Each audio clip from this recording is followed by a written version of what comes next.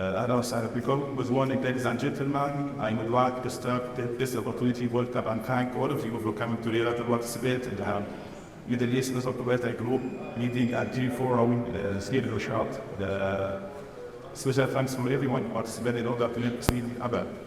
Inshallah, today and tomorrow in this meeting, we will be able to address all concerns, share the region of thought, success stories, plans, strategies, and even share our experience to make a maximum benefit for all the audiences. Again, I will not make it long. Thank you for coming and hope you will enjoy the meeting and enjoy being in Riyadh. For now, please join me in welcoming His Excellency Bassam, the Deputy Minister of Ministry of Communication and Information Technology, for the opening speech. Assalamu alaikum wa rahmatullah. Good morning, ladies and gentlemen. I have the pleasure today to welcome you in Riyadh and in the MENOG 2023 event. I have been told that the event was planned for 200 participants, but I think the applications went double more than that amount, so I'm really appreciative of the participation, and I think your representation here shows the significance and the importance of this event.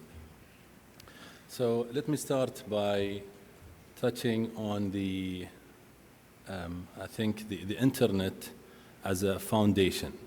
So in the traditional economy, we used to say, follow the money.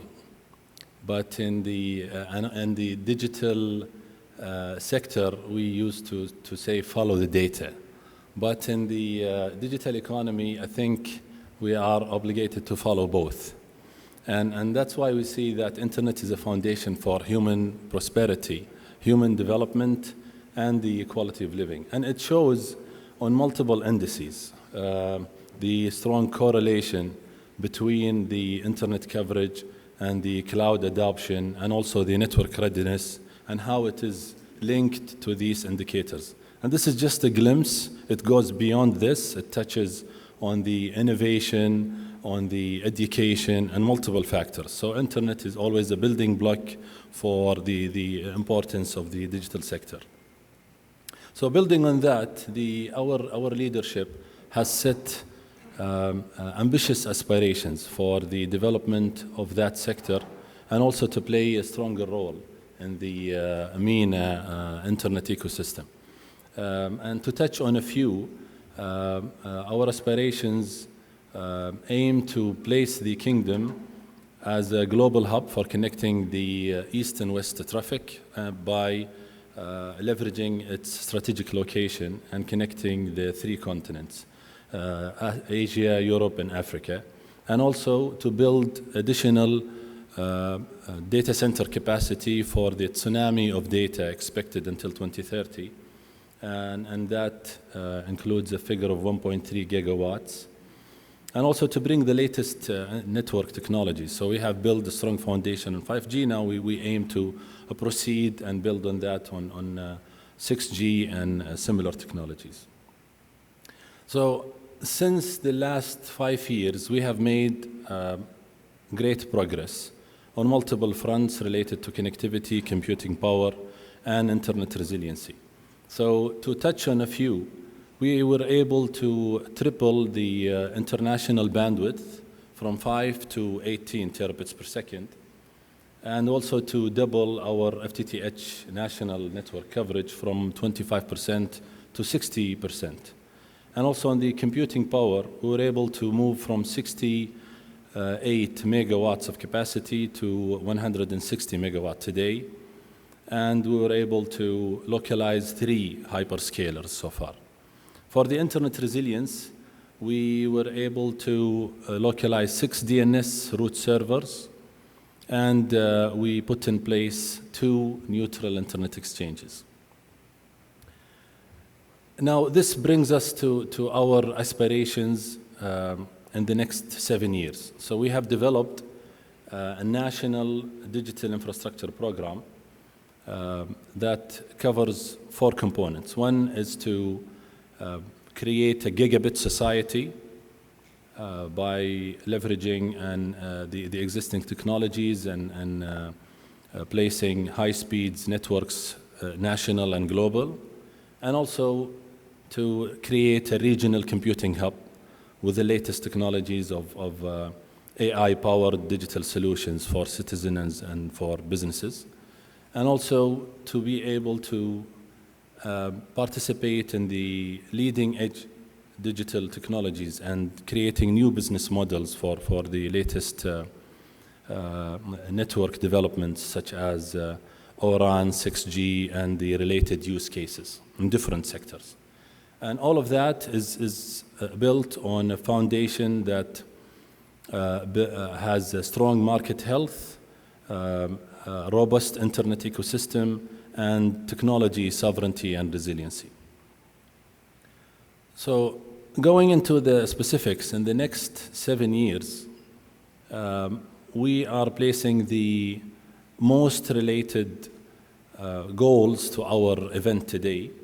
So we are aiming to strengthen the MENA Hub internet ecosystem through introducing 20 submarine international cables from currently 14 sea cables today, and also diversifying the current traffic routes coming to the kingdom. So internationally we have now 3, we are aiming to have a total of 5, and to, of course, increase the data center capacity to 1,300 megawatts. For the IPv6 adoption, we aim to be a leader in that position. I think we are number 1 in the Middle East and number 5 globally, but we are going beyond to have even 75% adoption of IPv6. On the CDNs and content providers, we aim to be localizing 35 of the leading providers by 2030. And for the DNS, we aim to host all of the DNS servers, a total of 9 in the kingdom.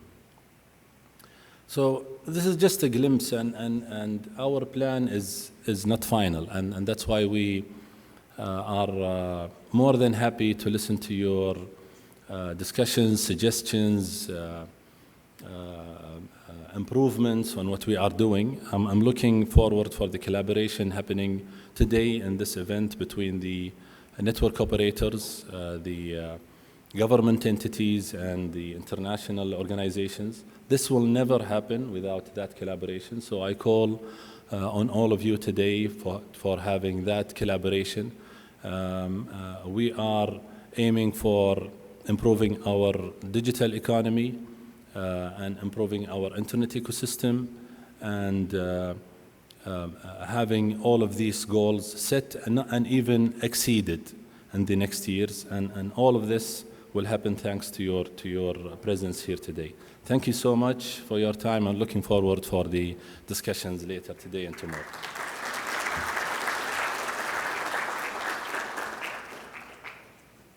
Thanks to His Excellency.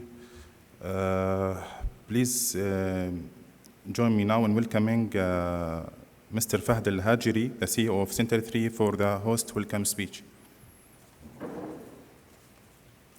Bismillah ar-Rahman ar-Rahim, wa salatu wa salam ala Rasulullah. Ladies and gentlemen, our fellow industry leaders, Assalamu alaikum wa rahmatullahi wa barakatuh. Good morning and a warm welcome to MENOG 23 here in the heart of Saudi in Riyadh. I'm truly honored today to stand before you as we convene to share knowledge, insights, and ideas that will drive our internet industry to new heights. It's with an immense pride that I address you today as one of the hosts, alongside with our esteemed partners, MCIT, Links, and Drive.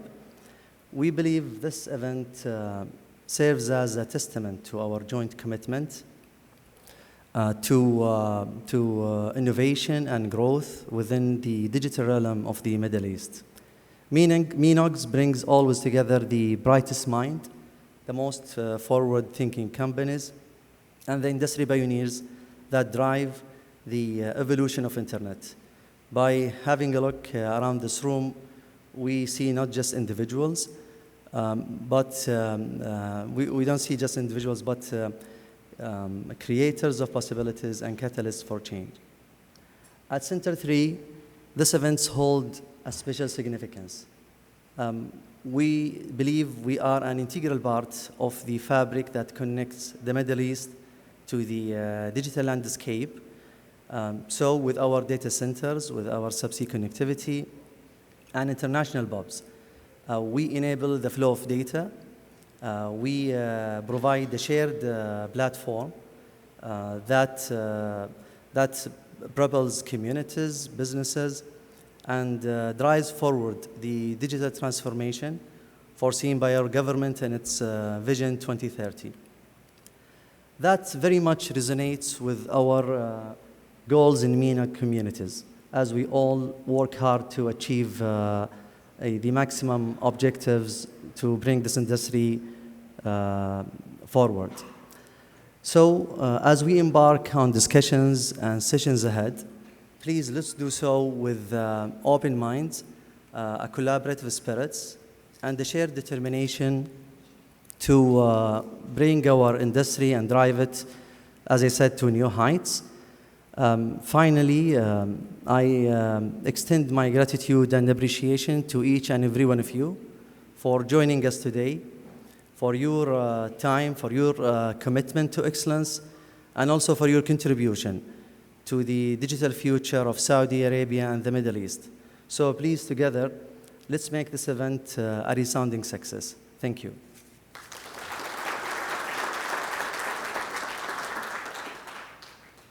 Thank you, Mr. Fahad. Please join me now in welcoming Mr. Hisham Ibrahim from Riyadh NCC for the Riyadh NCC update. Assalamu alaikum, everyone. Good morning. My name is Hisham Ibrahim, and I will be doing the Riyadh NCC update. So, welcome to MENOG 23. It's really great to be back in Saudi. MENOG and the Riyadh NCC have had a very long history of collaboration in Saudi Arabia, and we're really happy to be back. The first slide starts from where we ended at MENOG 22 last year. This is a photo that we had of the meeting that we held in Manama, Bahrain. For those of you that see yourselves in the photo, welcome back. For those of you that have attended MENOG before, again, welcome back. And for the people joining us for the first time, you're very welcome to join this lovely community of people that have been meeting now for roughly 16 years and trying to enhance and better the internet in the region here. A little bit about the Riyadh NCC. So the Riyadh NCC is the Internet Number Resource Registry for Europe, Middle East, and Central Asia. We have over 20,000 members that are predominantly from the telco and telecom ISP sector, but we also have members from enterprise, universities, and other organizations that run their own network, and we're seeing a more growth in that area. We operate in 76 countries. We're a non-profit association organization, so our members are the ones that dictate the membership fee, how our budget looks like, and the operations and the different activity plans. They approve that on an annual basis. We have more than 30 years of experience of doing so as an organization, and our vision is, together, let's shape the future of the internet. Now, to list some of the things that the Riyadh NCC can help with. So the Riyadh NCC is more than just a registry. It's in our name. We are a network coordination center. In fact, the NCC as secretariat to the community existed before we were a registry. And while that is one of the things that we're most known for, distributing of the internet number resources, but we can also help with other things related to internet, and some of them are mentioned here. I'll mention a couple. Managing your resources. So we do have a services desk outside, and my colleagues there would be more than happy to perform any of the ARC checks that they do to make sure that your data is up to date, the contacts are up to date, and everything in the registration is as you would like to see that. So please, if you're a member, make sure to stop by the services desk outside. We also work with our members and with the community on trying to improve network security, which is a big thing that is on everybody's mind. We We help with ROA signing and RPKI certification. If you know what that is, then that's great. If you don't, we do have a session later today that will talk a little bit more about how to secure BGP routing and make sure that your prefixes do not get hijacked or claimed by someone that does not have the right to do so. We do a lot on the internet measurement side of things. We run one of the largest networks for collecting data and insights on how the internet operates and how traffic travels around the world. And you're going to hear more about these in talks coming up soon. We also operate one of the root servers. We operate K-root, and we also do secondary CCTLDs. Training services, RIPE labs, fellowships, and policy engagement is also stuff that we do on the community side to engage with the community. And if you want to hear more about that, you can talk to myself or my colleague Shafiq. Now, why MENOG matters? It's really something, like I said, we started 16 years ago working within the region here. This was even before I joined the RIPE MCC, and trying to grow the potential and the growth of people coming together and networking. And I can tell you at the beginning it was a lot more difficult than it is today. Today people understand the value of coming together and sharing and exchanging the information. At the beginning, it took a little bit more time to encourage people to get into the habit of doing this, which is why we're very happy to see the community evolving the way that it has. But it also allows our members and our community to operate a secure and stable, resilient internet, which is one of our key goals as an organization. Now, talking a little bit about the history here, as I mentioned, so 2007 was where the first MENOG took place. It took place in Manama. And a former colleague of mine, I don't see him in the room, Paul Rendek, he used to work for the RIPE NCC, alongside with Sandra, some of you might have met her outside, came and started the first MENOG meeting here. Over the years, MENOG had to evolve. So around 2014, we increased the workforce. So people like myself and my colleague Shafiq joined, and we had a revamp for MENOG. We had to understand what works in the region, what doesn't work, what do people need and want to talk about, rather than what we think they should be talking about. And we had a really big successful leap since then. In 2018, also as part of listening to the needs in the community here, MENOG evolved yet again to become not just the network operator group, but also to become a peering forum for the region. We felt at the time, and we heard from the operators, that this was something that was needed, something that was still in an early infant phase that needed a little bit more maturity in the region, and we were more than happy to have MENOG rise to the occasion and meet that. MENOG 19 took place in Beirut. That was the last face-to-face before we had a couple years of COVID meetings, which we still continue to do online, so the community still met and continued strong. And during COVID, we still engage with the community by publishing reports like the RIPE NCC Gulf Region Report, and before that we published one specific for Saudi Arabia. Last year, you saw the photo from Manama, and I'm here happy to say that we are in Riyadh and kicking off this event. Now, what to expect on the agenda? Global connectivity and talking about submarine cables and the hubs. We've already heard this from the talks this morning, but you're going to hear more about this in panels and sessions coming up. There's a ROA signings session about routing security, again, security being a key aspect here. IXPs, peering and interconnection, a big part of what this meeting is. Innovation within the region, going to the NOG side of things, talking about emerging technologies and talking about how to deal with them. The bilateral meetings, for those of you that haven't attended a peering forum, we have a side room conducted so that you can actually sit down and talk with people who you're interested in peering with and interconnecting with and establishing business relations with. And of course, IPv6 deployments and their challenges. This slide covers the strategic goals from the RIPE NCC. To mention them very quickly: support an open, inclusive, and engaged RIPE community. You can see that we're trying to achieve this here. Operate a trusted, efficient, and accurate resilient registry through stuff like K-root and RPKI and such. Enable our members and our community to operate one secure global internet, resilient internet. and maintain a stable organization with robust structure and governance structure, and of course attract staff that can support and do this.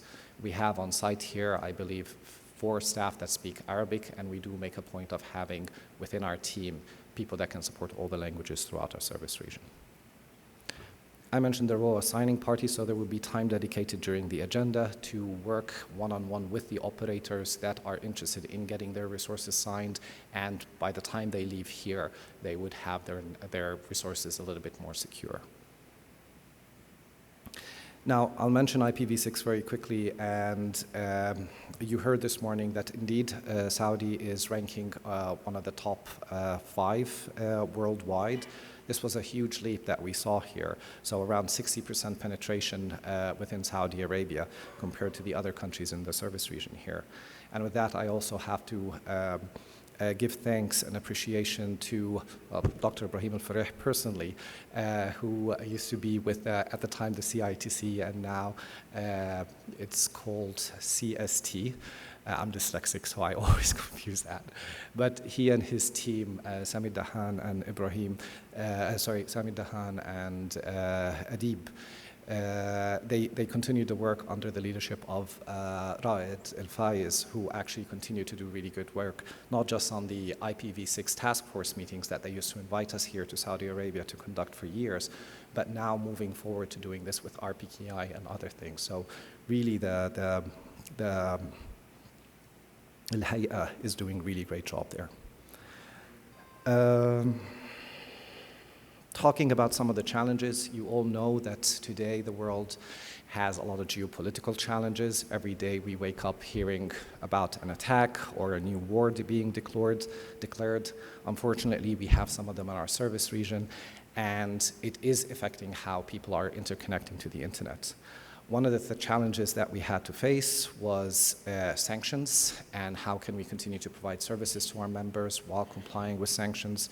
There's an article about this that is published by the Chief Legal Officer, Athina Fraguli, on how we dealt with this and how we were engaging with the Dutch government, but also now with Brussels and the European Commission to see how we can continue to provide services to all our members without them being affected by sanctions. So taking the communication side out of any sanctions-related issues. We have talks here from my colleagues, Marco Schmidt and Jeremy Walder. They're here in the room here. They will be talking a little bit more about the value that members get and making them understand what they can actually get out of the NCC by becoming a member, more than just getting your resources. There's a whole spectrum of things that you can get out of the NCC, and you're going to hear more of that from them. Also, my colleagues Shafiq Shaya and Jad Hisham will be talking about engagement strategies within the region here and what's been happening in more detail. We have a team of people supporting the event, including not just myself, but my colleague Felipe, who is the Chief Technology Officer here. Please make a point of discussing with him anything related to how we're doing certain technologies, the measurements work that we're doing, our cloud strategies, and more. Plus, of course, all the other colleagues that you see here. We also have 2 board members here, Piotr and Remco. They're sitting in the first line here. They're also very interested and keen from hearing from our members on the direction that they think the RIPE NCC should be going in, and if you think we're doing a good job or not. So please make a point of discussing with them as well. The program committee has put together a really great program. I'm not going to read all the names, but they've really worked hard for months to try to put a very engaging program. I hope you like what you hear, and hopefully we get good feedback by the end of the events. And of course, we couldn't do this event without our local hosts, Center 3, Links, the Saudi Internet Society, and the Saudi Internet Exchange. And thank you to all our sponsors that have helped us do this. And we're going to be thanking them at the end of the session as well. With that, thank you very much. And if there's any questions, I'm more than happy to take them. No? Well, thank you very much.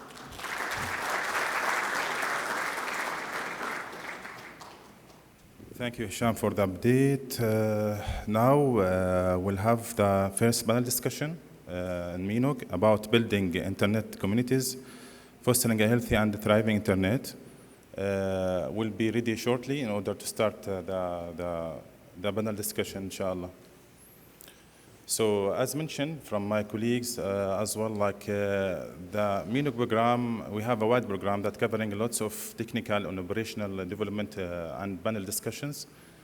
As a MENOG team, we try to make the meeting like covering lots of hot topics, let's say, like, and keep up to date with the latest development strategies, technical topics, discussions that related to our field in the region. One of these like hot topics is like how to build the community, how to enhance the peering, and how to enhance the exchange of the traffic inside the region. So we'll start with this discussion now, inshallah, shortly. Please stay tuned. And also I'm gonna invite the speakers to the stage and also the panel moderator as well. Usama and Nishal and Natalie. I just wanted to say a little something. So I'm here representing for this panel, I'm an independent advisor myself, but I'm here representing the Saudi Internet Society, and challenging start we have. And I'm not going to read through the slide. Essentially, we started this nonprofit organization last year. With the essential goal of internet development in the region, and I encourage all of you to go to our booth in the back here during the break to kind of learn more. With that, I'd like to start the panel, and I'll be sitting there, and I'm going to ask the panelists to introduce themselves one by one, and I have to apologize to Curtis because I made a mistake on the slide. It should be Nordnog. So because of that, maybe you should start introducing yourself and maybe highlight to the topic of building internet communities and within your background, highlight your relevance to that. Maybe I should apologize because I actually gave the wrong abbreviation to Osama, but anyway, I was a bit stressed. MENOG is a Nordic operator group, but in Norway, and I wasn't part of that. So my name is Curtis Lindqvist. I founded something, I have a long background having worked for carriers for several exchange points. I worked for NetNode for 13 years in Sweden. I'll come to that. I currently work for Links. And when I was on NetNode, or actually just before I joined NetNode, I noticed that there wasn't a community for the Nordic operators. And as I'm Scandinavian, I'm Finnish originally, I lived in Sweden for 23 years. And my thought was that Sweden had a very vibrant, I think this is 20 years ago, this is 2002, 2001. So it's the dot-com era, and everybody was an entrepreneur building ISPs, and that was the future. It would last a few more months before the dot-com crash. But I wanted to create a community for that was a bit wider than Sweden. I include the other Scandinavian countries, because I thought if we have a community that covers the countries, it would be big enough to have critical mass and actually build a community that was lasting and bridging the borders and share cooperation. Also at that time, a lot of the networks that came up spanned more than one country, and I thought it was worth including them all in one group. So I created something called NordUnog, which was the Nordic operator group. And for a number of reasons, we only held a few meetings, and it was a little bit taken over by events, partly because I joined NetNode, who was the largest exchange in Scandinavia, and their member meetings sort of took over the role of NordNog. So I think the spirit continued, but not the organization as such, perhaps. Partly because one of the, and I'm sure some others might talk about this, while we created a very vibrant community, and it was very integral for those 3 years. We held these meetings once a year for 2 or 3 years, and actually built a very close community that still today exists, but in other forms. It was very important in creating the trust, but unfortunately all relied on me doing all the work, which often happens in some of these forums, and you get dependent on a very few people. And one of the risks of that, as although we had a very vibrant community, everybody appreciated it, it was very easy when someone else did the work. But it did create this bond. A lot of people formed the friendships we have today. But then when I joined NetNode, who was owned by a foundation, it's a non-profit, it was easier for me to hand this over, and it became part of what we did as a service.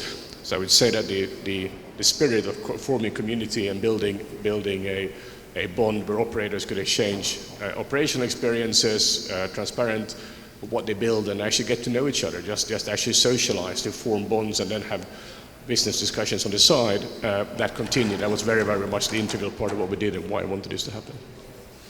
Thank you. Natalie? Yes, hello. My name is Natalie Trenneman. I am the chair of the NLNOG Association. NLNOG is in the Netherlands. We had our 20th anniversary last year, so it's been there for a very long time. It started out, as most things do, as a mailing list. Nowadays, that would probably be a Telegram channel. But it just started low volume emails, contacting people, knowing who was who, working where. Then we added a New Year's social. That's also been going on for 18 years now or something. But the Netherlands network operator community always gathered together around the RIPE meetings that were held once a year in Amsterdam. And at some point, I think 8-9 years ago, RIPE started more evenly distributing their meetings throughout the region. But that also meant that the Dutch network operators did not have that fixed moment every year again to convene. That was the point that NLNOG set up a formal association, attracted sponsors, and I'm very grateful that we currently have 31 sponsors, which is unbelievable. And now we have not only 3 events per year, but we also maintain tools that help all the network operators globally. So, for example, NLNOG Ring is quite famous, but also we have other tools like IRR Explorer that we maintain and is maintained by the sponsorship. So that is in a nutshell NLNOG, and I'm very happy to be on the stage here today to share a bit more about this topic. Thank you. Sergey? Hello, I'm Sergey. Being Russian origin from the Czech Republic, it was relatively easy to me to, in 2010, to join a newly formed NOG called Eurasian Network Operators Group with the great help of RIPE NCC, with the intention to help Russian-speaking people together and to understand how the internet could be developed in their countries. So I'm no more a member of ENOG. ENOG has been disbanded, and this will, I hope this will be another subject to discuss. So the community started there around the local internet exchanges. Well, that's not any unique situation. And as I said, the reason to disband the network operators group, I hope we'll talk about this, about our communities and people. So at the moment, I helped to start a local network operator group in Czech Republic and Slovakian Republic. And also I'm a member of North American Network Operators Group Program Committee. Thank you. Aftab? Assalamu alaikum, everyone. Aftab Siddiqui. I work for Internet Society, but I've been part of this community, MENOG community, for quite some time. I was just looking when Hisham was presenting, I was looking at when was the first time I attended the MENOG. It's been a long time. I've been coming on and off. MENOG 10 was my first, so it's 23 years now. I've been part of, I was the chair of the SANOG in the past. I am right now the board member of APNOG, which organizes Apricot, which is the Asia Pacific regional NOG event, and which is happening in Bangkok next year. So, and of course, I've been part of several national NOGs. I'm from Pakistan. I live in Australia now. So we have set up PK NOG as well. And one thing I just want to highlight that it's really, really heartening to see so many people in Riyadh at the moment. So I'm really looking forward to the discussion. Thank you. Hisham? So I'm fortunate enough to work for the internet, to try to do good things all over the world. And I'm lucky enough to be paid for by PCH to be able to do that. I can't claim to have started a NOG. In fact, I will specifically say that I've never ever started a NOG in my life. Although I do think that network operator groups and engaged digital communities are the elements that drive what we're all looking to do, right? Whether it's IPv6 or data centers, that's the critical component of what we need. And for my own part, for my sins, I've helped to grow some of those communities, but I always believe that it's engaged local folk that need to work, and that's what we kind of work towards at PCH, empowering local people and getting them to build and drive these NOGs. And hopefully I can share some of my experiences from work we've done around the world. Thank you. Yeah, excellent. So, no, I have one. You guys can hear me, right? Yeah. Yeah, so before I go, I just wanted to highlight that I guess actually I didn't introduce myself properly. I've been involved in MENOG since its inception about, I think, 17 or 18 years ago, actually along with Curtis as well. I've been also participating in the RIPE program committee and the MENOG program committee and coordination committees. And I've been attending the RIPE regional meetings since 2003, I think, in the region. And I always find it, I enjoyed it and actually draw me in, the participation. And the reason it kind of drew me in was I felt this kind of sense of community and wanting to actually help each other. But what I would like to ask, and maybe kind of drill down as to what is the actual benefit of these kind of community, this kind of NOGs and community participation when it comes to the internet. What is the benefit? Maybe I'll start the question with you, Nathalie. What would you say? Actually, and I chose the person the furthest from the mic.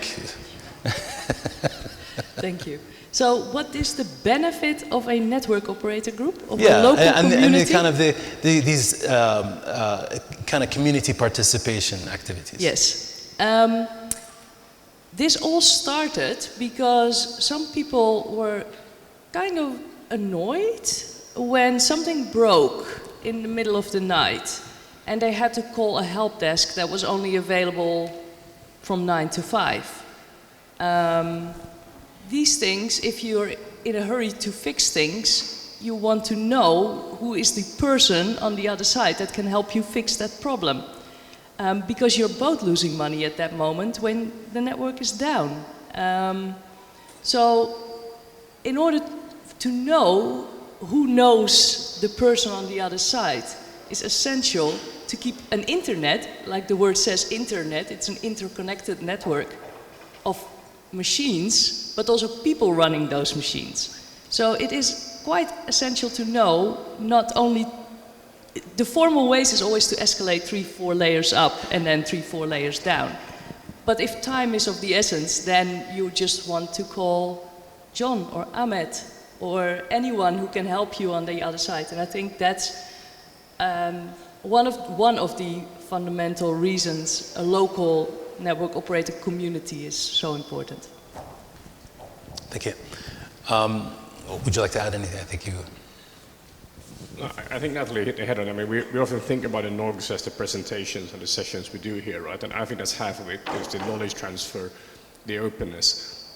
But I think one of the things that maybe it was more true 20 years ago than today, but back then there was very little groups where you could share information in a trusted way, if that makes sense.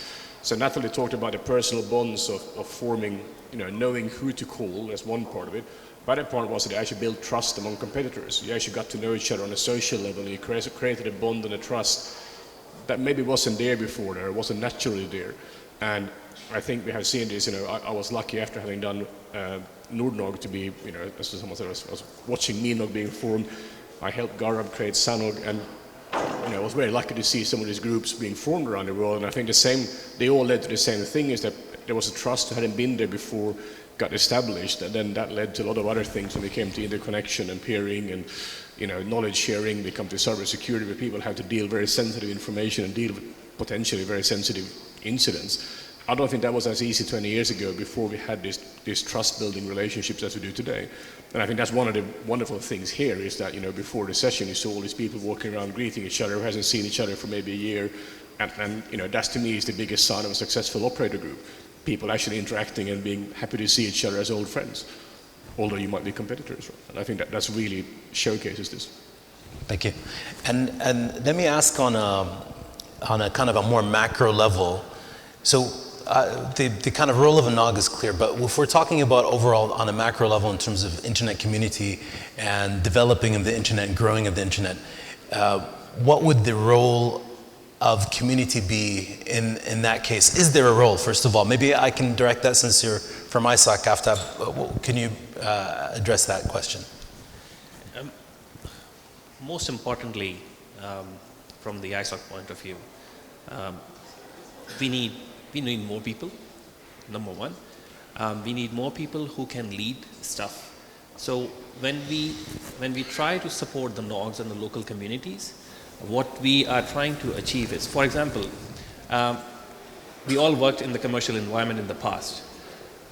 The people sitting on the top, or they have, of course, every organization has a commercial interest, but the interest of an engineer is to learn and share, and that bridge has to be built among engineers, among peers, within the community.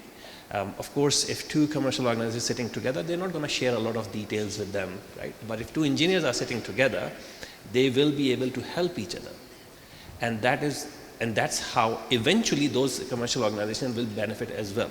So what we have been trying to do is creating those bridges, even irrespective which organization you work for, just make sure that bridge between one entity to another entity is there. There is a platform where you can come and share your opinion, your learnings, your failures, and see, okay, this is where I went wrong.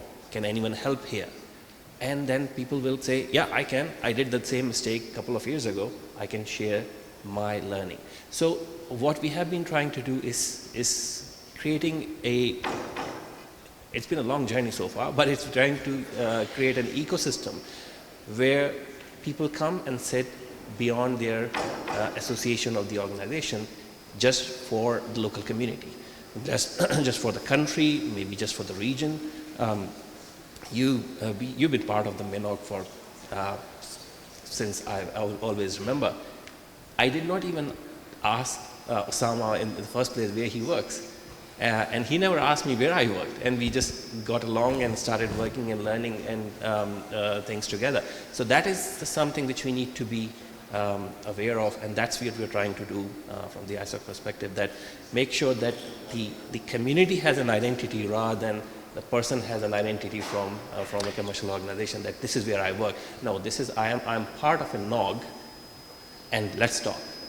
But to get back to my question is, how does that influence the internet on a macro level? Does it actually benefit the internet, and how? Yeah, so that's, that point what I was highlighting. Empowering an engineer or the member of the community, irrespective of their engineer, we need policy folks, we need people who are even the technician putting fiber on the ground. We need to empower them. Unless they learn more from their peers, they will not be able to help the organization they are working for. So it eventually help everyone, not just the community, but the organization they are working for. So it helps understand, if I am coming here and saying, oh, Saudi has done an amazing job in IPv6, let me talk to the operators who have done it, and go back to my country and say, oh, they have done it like this, can we do something similar? So eventually what happened, you're growing, not just growing the community, you're helping the country, you're helping the ecosystem to grow as well. So you basically mean on an aggregate level? So when everybody has that kind of participation and support of each other, then on an aggregate level, that overall kind of benefits the greater internet. But does it actually play a role in directing how the internet is developed and how the internet is kind of, let's say evolved over time? It's a perfect example of ITF, right? So people come there and say, okay, we have a problem. Let's find out a solution. And you have seen so many standards coming out of it. If you just look at the last 10 years, number of RFC came out, you'll be surprised as compared to the previous 10 years. So it's more people coming in, joining hands, saying, okay, there is a problem. can we find a solution collectively? So the development of the internet is moving quite rapidly because of the collaboration happening on the ground level. So unless you have a collaboration here, it's not gonna progress. I mean, it's not gonna progress the development of the internet otherwise. So you can only force a limited amount of development from a commercial point of view, unless you have a community development part available to that. Otherwise, it's just be commercial interest. Otherwise, you are not. If you do not help people to grow, the companies, the internet is not going to grow as well. That is our point. I think Nishali wanted to add to that. I think a lot of what Aftab is talking about is, you know, when people start talking about the internet, especially the old ones, they get very misty-eyed and start talking about the trust models of the internet and how things were in the old days. And then you hear the new people tell you the internet wasn't designed for trust and we have all of these problems. Well, this trust model of the internet starts with people. It starts with people. It starts with us sitting in the room, listening to what each other has to say. And if I'm not going to accept what Piotr is saying at face value, if I would disagree with him, I should be able to say, I disagree with you. Being able to do that in a one-on-one environment like this is what builds that trust and drags it forward. Now, I mean, he's touched on the economic value that you get out of this, the sort of development. But that trust part of it is essential to macro growth within your country as well. Let's think about it for a second. If nobody ever came to you and said, there's this thing called IPv6, if nobody socialized this idea of IPv6 in a room like this, where everybody was listening to you and thinking, well, there's something that comes out of this. If nobody pointed out the gains, the economic gains for V6 or peering, which is my favorite thing, right? And the whole story about peering is building trust between competitors. How do you get people to trust each other if you can't get them in a room like this or in an environment like this and get them to see the common good goal that they all have to work towards? So, you know, I think we can talk about the economics that you're going to get out of it. But I think really it comes down to saying that trust model of the internet is really the trust model between people. And this is the building block for that. Yeah, Natalie? Yes, I would like to add to that. When I saw the presentation where Saudi Arabia wants to move to 75% IPv6, I applaud that. I think it's wonderful. And you were right, you have to do that together. Because you need multiple parties, you need knowledge, you need everything that you can get your mind on, your hands on, to empower that, to make that happen. So this is a classic example again, where a country expresses an ambition, which is excellent, and then uses this forum to drive that ambition to that point. Yeah. Excellent. Now, you wanted to add something, Curtis? So what I'm curious about is that this participation that we need amongst the engineers, how can we convince the engineers managers and their companies to actually support that participation? Because over the past 20 years, I've seen that as a major challenge to this kind of model. So what can we do to make that happen? Any ideas, guys? No one wants to take this. It is hard. I mean, trust doesn't come natural, right? Because fundamentally there is a little bit of that element, right? Why they want to have my engineers go talk to my competitors, you know, what's the value for me? It's not an inherent obvious value on the face of it, right? And I think that's why it will take time. It has taken time. Remember the first MENOG, we weren't 400 people registered then, we were maybe 50, I can't remember anymore. And it will take time, it does take time to grow this trust. But I think what has a little bit changed since the start of all these NOGs is that the idea of cooperation in a lot of levels has become much more ubiquitous, right? You know, no telecom operator today, for example, believe they could run cybersecurity by themselves without having access to, you know, national CERT or other CERTs and other operators. And you know, that might be a slightly stretched example, but it does show that there's business interests are becoming obvious where you do need to trust your competitors, right?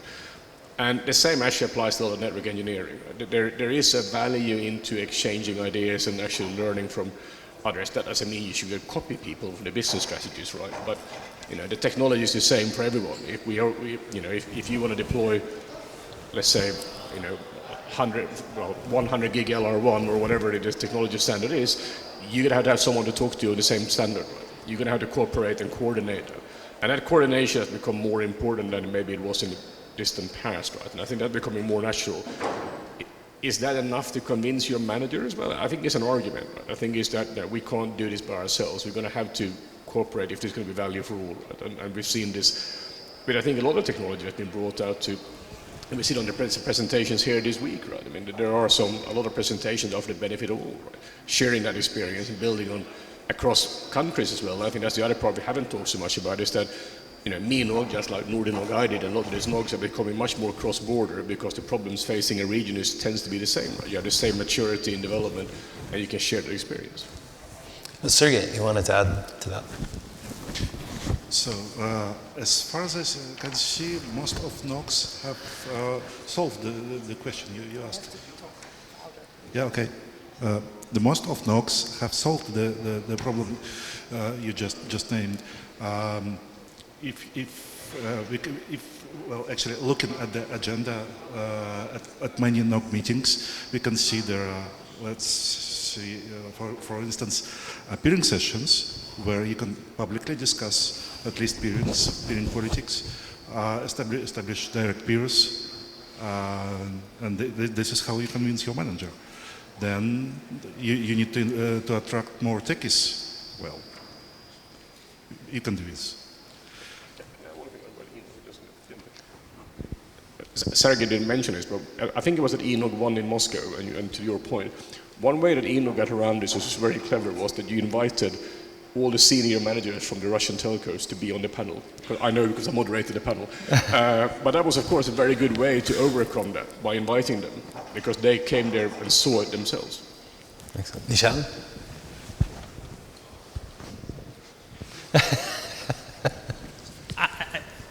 I want to answer your question slightly differently. I think it's also important to note that a NOG event is not necessarily this. You don't have to be in a 5-star Hilton, having, everybody with nicely dressed and good food and all of that. And NOG events can be completely different. So I want to highlight two that I really like. I'm from South Africa, the country, not the excuse. So we've had various success with NOGs. We've had a successful community that died for a long time, and we've been reviving it over the past few years. And the way that we've done that over the past few years is to recognize that people are busy. People have work lives and they can't get away from those work lives. So our NOG events, the ZANOG events, happen in short bursts. They happen for 2 hours or so at a time, after hours, almost always near, a bar or something, because that's what works in South Africa. And it's 2 hours. There's maybe a 5-minute talk, two 10-minute talks at max, and people socializing. It's that trust building, that one-on-one engagement, that's the important thing. So there's no real need to get permission from a manager to say, hey, I need the time off because I've got to go to this meeting. It's all after hours. And that works for us because we've got a traffic-heavy society. People don't want to go home immediately after work, so they can blow 2 or 3 hours at this place and wait until the traffic drives off and goes home. But another really excellent NOG, and probably one that's I favor more than my own country NOG, is the NOG out of Sudan. And I'm sorry that my colleague Sarah couldn't be here because she would be able to talk about it, but I see Kansa in the audience as well.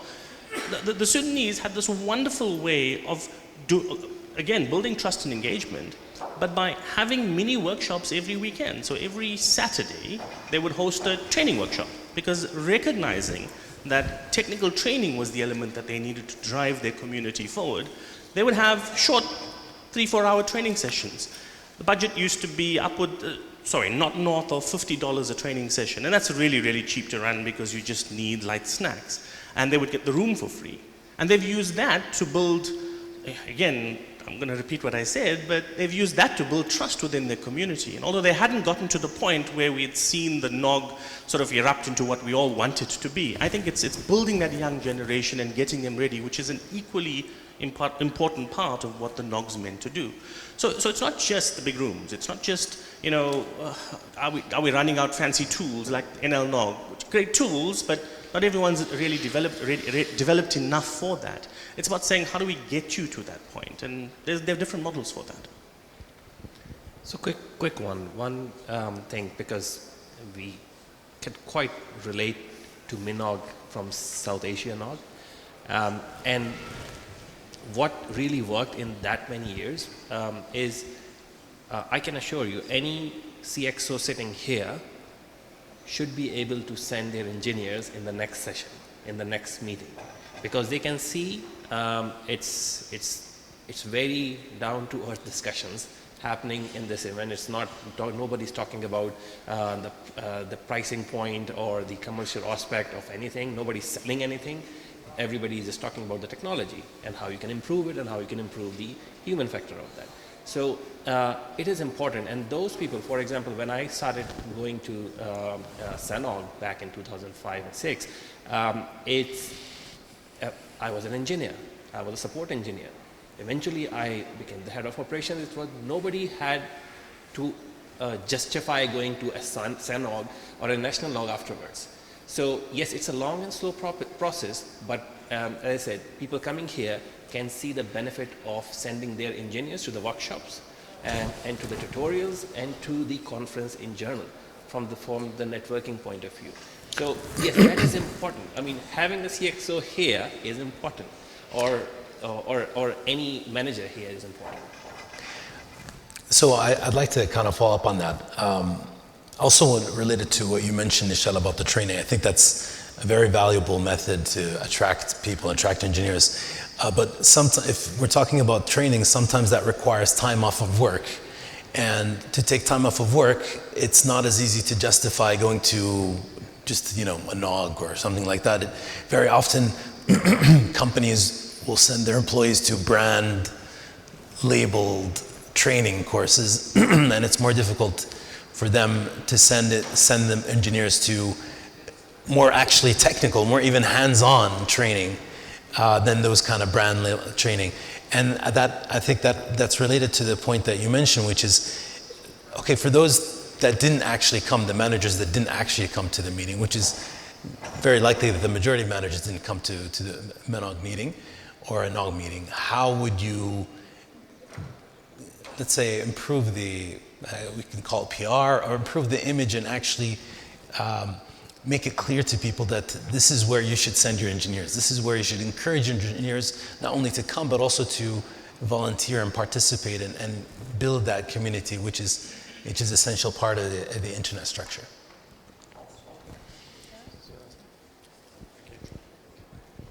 Well, I think, there's always many ways to describe a problem. And if you're describing the problem of saying this is where you should be sending your staff, the way that you should also be describing it to the manager is this is also where you should be looking for fresh talent, right? This is also where you should be looking for who can I recruit and who can I have, or whom am I going to keep my eye on? There's this guy called Aftab. He looks kind of nice, he's but young. Maybe in the next year or so he'd develop, and I'd want him for my organization. So I mean, in as much as it is about I'm losing time for my organization, it's about I'm potentially going to get staff, or I'm going to identify and isolate whoever I think is smart and whoever I want to join. It's about identifying trends and what my competitors might be doing, and that might be the wrong reason to come, but it's also about keeping abreast of the situation, right? Making sure that you're ready to go ahead. You're nodding, do you want to say something? Curtis wanted to. And Yes, one of the things that NL-NOG started doing, and we stole the idea from other NOGs, is to have a dedicated page on our event page where basically there is a text explaining why an engineer should be at this event on a managerial level, written from a managerial perspective.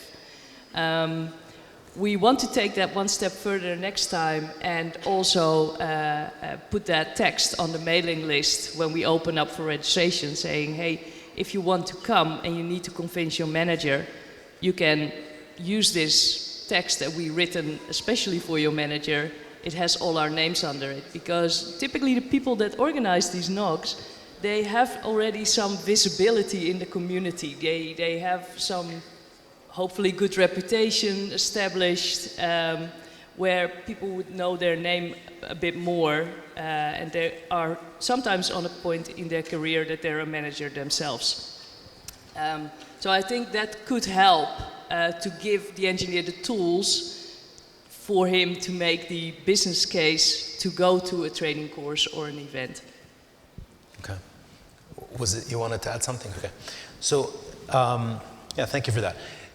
One thing that comes to mind to me is that very often the NOGs and the kind of community participation is very volunteer dependent, or not very, almost completely volunteer dependent, essentially. And with volunteering work, there comes a lot of challenges. You know, and sometimes there's a lot of discontinuity, as you mentioned. You gave an example in South Africa, I think.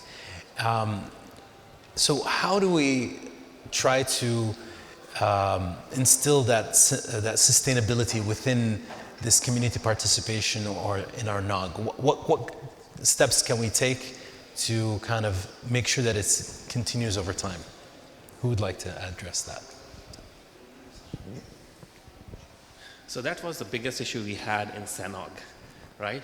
Change of leadership, changing the people, and because we were so ingrained with, I mean, you said the name Gaurav.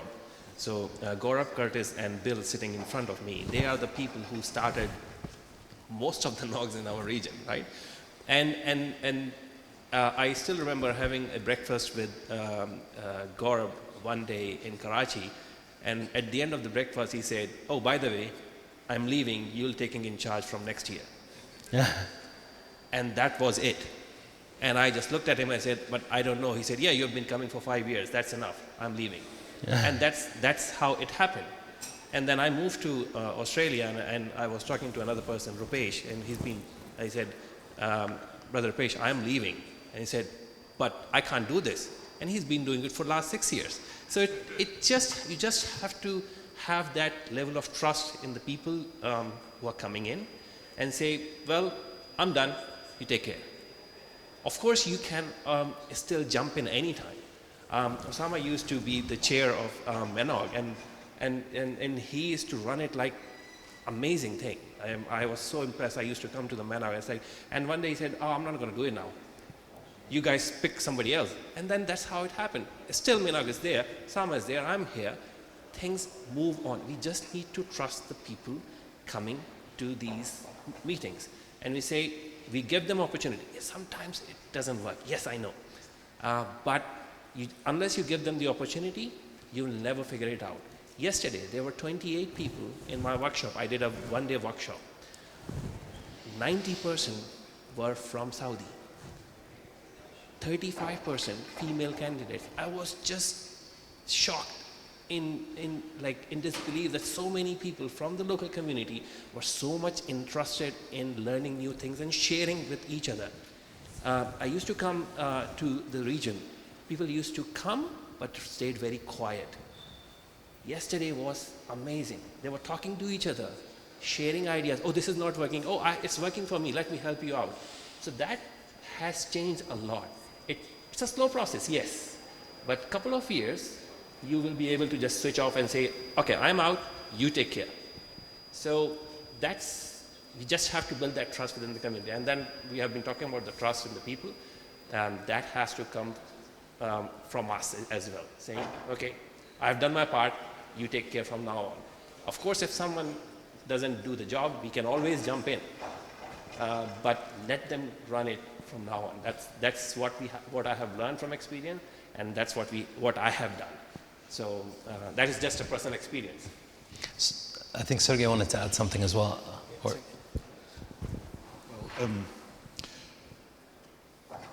difficult to answer, but I survived this point once in my life when you understand that the community you were trying to lead or to organize community meetings is no more exist. So it just split into two parts.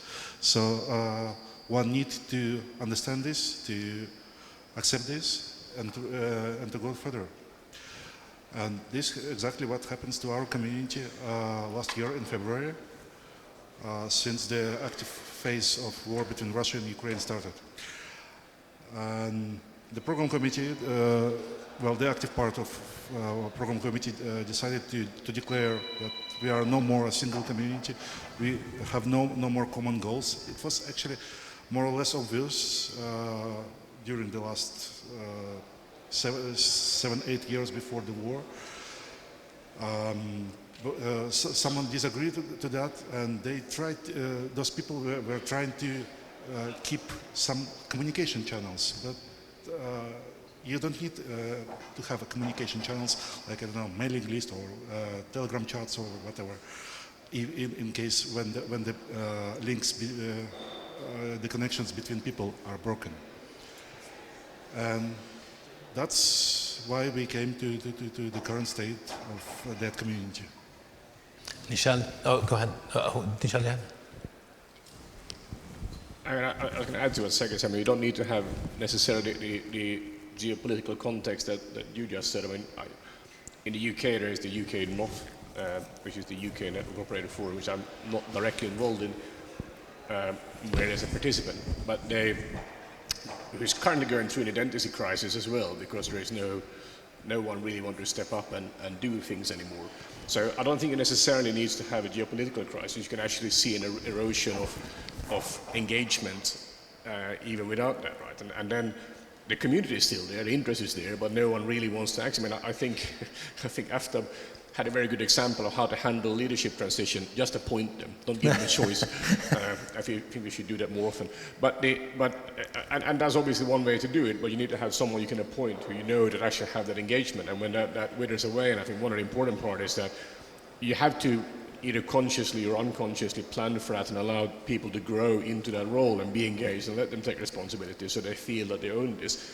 If it becomes too much of a founder organization or whatever you want to call it, then that becomes very, very hard. Right? No one has that feeling that they are engaged in it. And I think that's the biggest risk you alluded to. I mean, I think in MENOG we were lucky that what didn't happen, right? There was a lot of people around Osama who were there who could step up and Osama could appoint. And we've seen it in other places. Excellent. Any other additions to that? Any other ideas? That's it. What Curtis was saying, yes, it's sometimes it's you have to have people so that you can pass on the leadership. Yes, sometimes it's just a blind game, or you have to take what you got to jump and see if it's gonna work or not.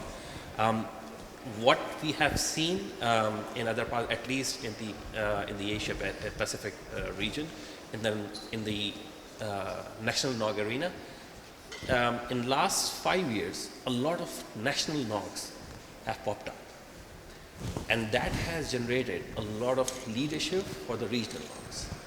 So, for example, it's a really good example is the Bangladesh. It's a BD NOG. It's been so vibrant, and it's just giving us leadership one after the other to the Asia Pacific region and for the South Asian region. So if we have to start looking at, from the MENOG's perspective, we have to start looking at the national level. Okay, don't call it a NOG, call it something. Start with something where you say, okay, fine, for example, STC will sponsor every 3 months a coffee break. Just bring everyone to the coffee. Our first time, the PKNOG we had it in one of the ISP's office. They sponsored tea. That's it.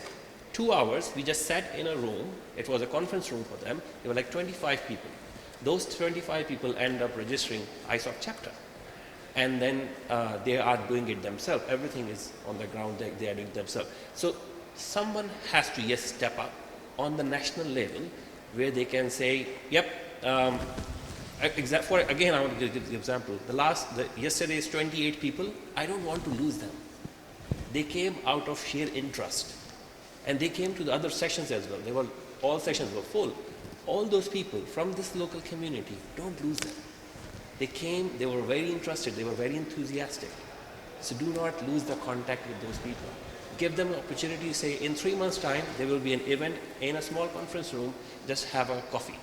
And by the way, Saudi coffee culture is amazing. I've told everyone yesterday. Of course, quite surprised. Someone living in Australia who loves coffee, it's just amazing. So yeah, that's a separate discussion, by the way. Well, I think that brings us to a good close. Thank you very much. Thank you, everyone. Please join me in thanking the panelists. Thank you. We'll have تفضل Khalid. Thank you very much. I would like to thank the panelists, Nishal, Aftab, Sergey, Eric, Natalia, and Osama for the great discussion. Thank you very much for attending.